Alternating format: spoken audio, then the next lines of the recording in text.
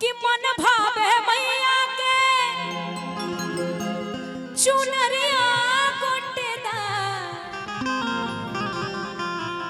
कि मन भावे मैया के चुनरिया गोटेदार ए सैया ले करे जा ले कि जाता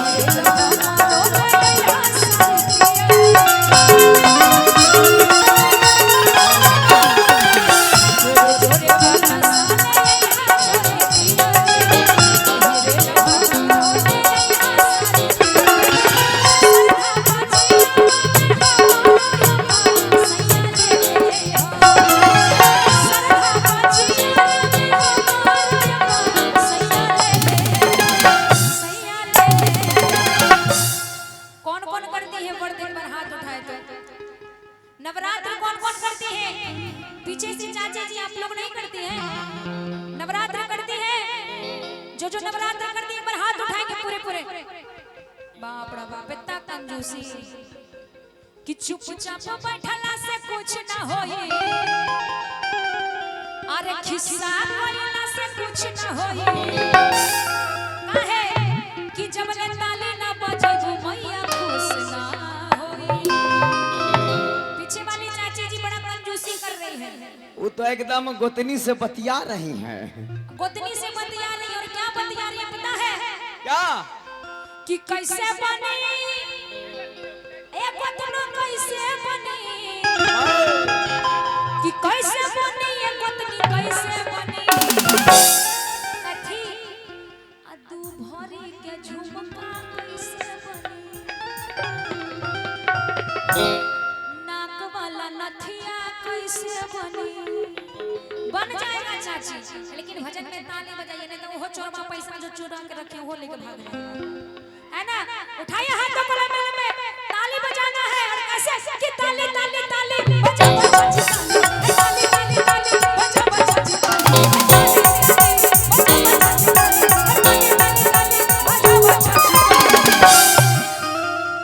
चाची ताली बजावे छथिन, लेकिन हमारे चाचा सब नहीं बजावे छथिन।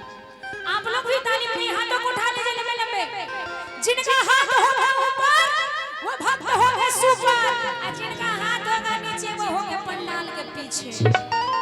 उठा लीजिए सभी, इधर से भैया लोग, मौसा लोग, चाचा लोग, फूफा लोग, सब उठा लीजिए। इधर से चाची उठा के कि दोनों हाथों को उठा, दोनों हाथों को ताली बजाओ फटाफट।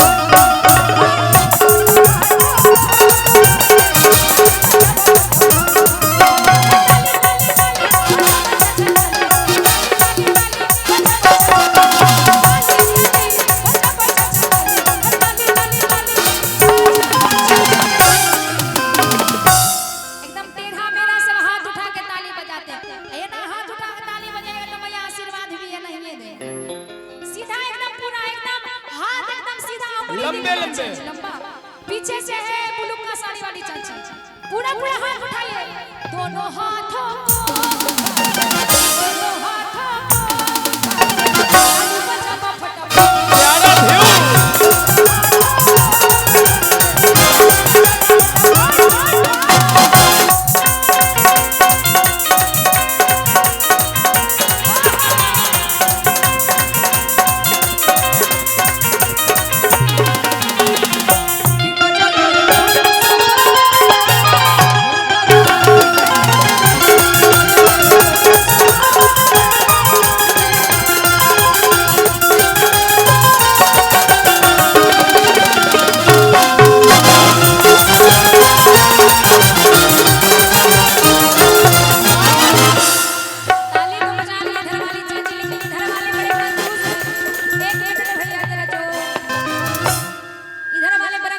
प्यारा ताली बजाने में रुपया लगता है।